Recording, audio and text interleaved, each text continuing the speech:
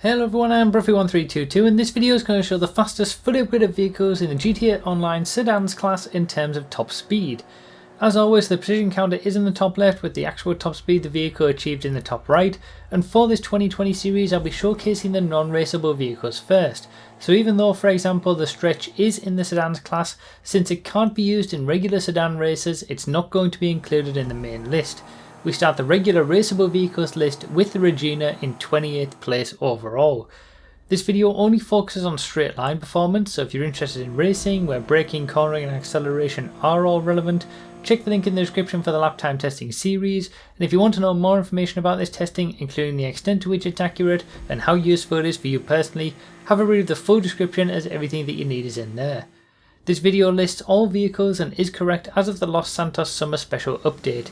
For any sedans added after that or other classes of cars, check the playlist linked in the second line of the description, and feel free to check out my Patreon or become a YouTube member if you want to support this work and get testing results of any new cars a little bit early. So we see here the Stafford with a 93.5 mph top speed in 24th place, just below the Surge with also a 93.5 mph top speed. Obviously when we have top speeds that are the same for certain cars, the car with the better lap time gets the higher position. And it's much the same story as we saw with lap time, where the sedans class has a wide variety of top speeds from the very bottom to the very top, but in the mid pack of sedans they're actually all very close together, and there's a few surprises, especially as we get towards the end of the list. Certain cars that didn't do so well for lap time faring much better for top speed, and vice versa. Certain cars that were pretty good around a lap, they don't do very well for top speed, and some of that is because of what I was talking about during that video, where the lap times for these cars, most of the sedans, come from the ability to get around the corners relatively well. Like I said, the traction and grip around the corners is pretty good for what the cars are, and they're not that great in terms of straight line speed, acceleration, top speed, but there are some outliers in that, which we'll see obviously as the video goes on and we see those top positions. One of the biggest changes in cars that suffers from this is the tailgater. That was a top 5 car from the lap time testing video, but it's only in 16th place for top speed.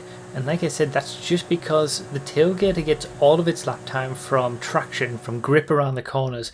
It can take corners at higher speeds than most of the sedans that we see in the list. And because of that, it can get very good lap times, because ultimately a lap time comes from how well you can get around the corners, mostly, more so than anything else. But when it comes to its top speed, it really suffers, and yeah, to be outside of the top 15 for top speed for the tailgater, it's certainly its biggest weakness when you're thinking about racing with certain classes or certain tiers of cars.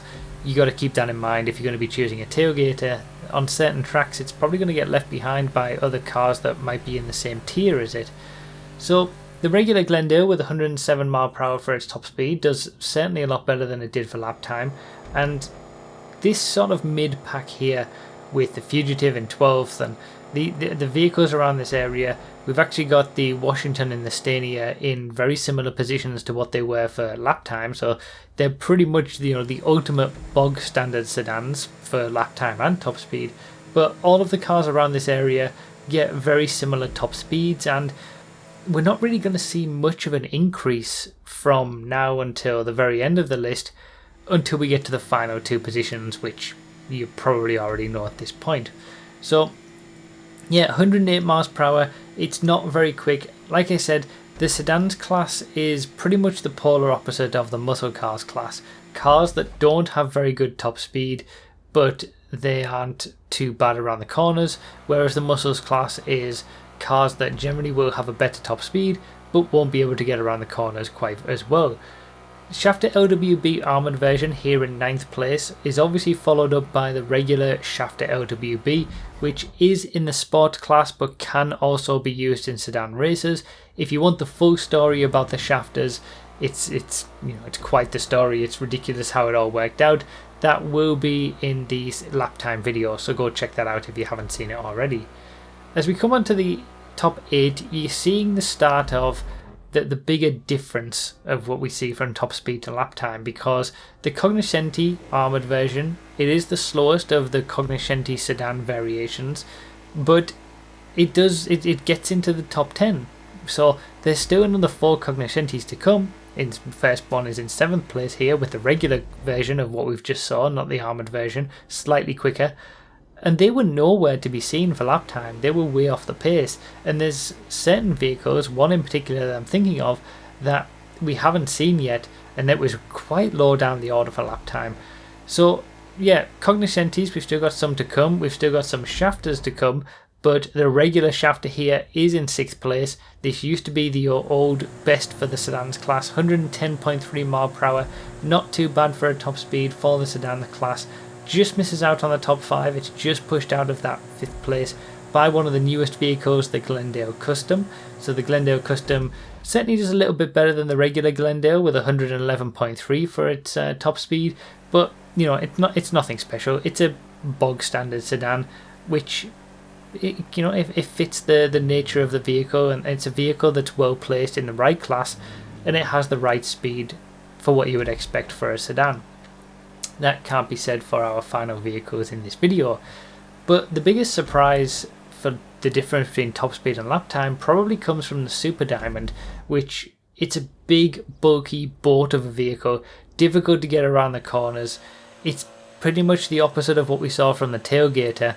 Has a top speed of 111.8 miles per hour. That puts it into the top 5 in 4th place for top speed, where it was nowhere to be seen for lap time because it just can't get around the corners. So yeah, it would be interesting to find a track where the Super Diamond and the Tailgater would actually be fairly well balanced. I'm sure there's a track that could be made to make that the case, and it'd be a very interesting one. Anyway, top 3. Cognoscenti 5.5 armoured version in 3rd place with a top speed of 112.3. The Cognoscentis are one of the most recent additions to the sedans class, before we got the most recent versions of the Stafford and the Glendale Custom, and the standout performance really was top speed, with the regular Cognoscenti 5.5 in 2nd place. Also, a good top speed of 112.5 miles per hour. In general, the armoured versions of all these cars are slightly slower than the regular versions, but they're all very, very close. We see the same thing with the shafters as well. And yeah, the Cognoscenti 5.5, 2nd place for top speed in the entire sedans class, 112.5 miles per hour. We would have a good balance of vehicles, but the shafter V12s exist. And as I was talking about in the lap time testing video, they just decimate and demolish everything. We go from 112.5 miles per hour from the Cognoscenti 5.5 in 2nd place to 123.5 miles per hour with the shafter V12 armoured version in 1st place. And this isn't even the quickest car you can use in sedan races. This doesn't have the highest top speed of vehicles that you can use in sedan races. It just has the highest top speed of vehicles that are officially in the sedans class.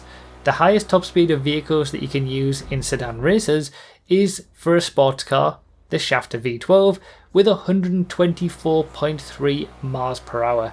And we'll see a comparison with the shafter V12, which is the quickest vehicle that you can use for top speed and lap time, against 2nd place Cognoscenti 5.5, and the difference is crazy. It's certainly the biggest difference from 1st place to 2nd place for both lap time and top speed of any class in the game. At this point, feel free to subscribe if you haven't already for regular lap time and top speed testing videos and updates when new cars are released, and check out other classes in the playlist.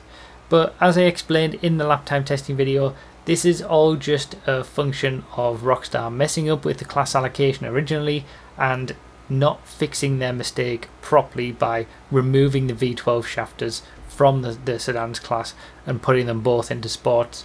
Instead, they made the shafter V12 raceable in sedans, and that's the only vehicle that you need for the sedans class. It's a sports car. So that's pretty much it for this one. It's a shame really, because there would be quite an interesting balance of vehicles. Certainly there's a bigger variety in the sedans class from lap time and top speed and it would be interesting to have that balance at the top of the class, where the top vehicle for lap time for sedans isn't the top vehicle for top speed, and there's a good variation there. But unfortunately, because of the V12s, none of it matters anyway. So that's pretty much it for this one. Thank you guys so much for watching. Consider supporting on Patreon or become a YouTube member if you want testing results early. Remember to read the description for more info, comment with your thoughts, like the video if you enjoyed it, found it helpful, and subscribe for more. Thank you all so much for watching. I really do appreciate it, and I'll see you next time.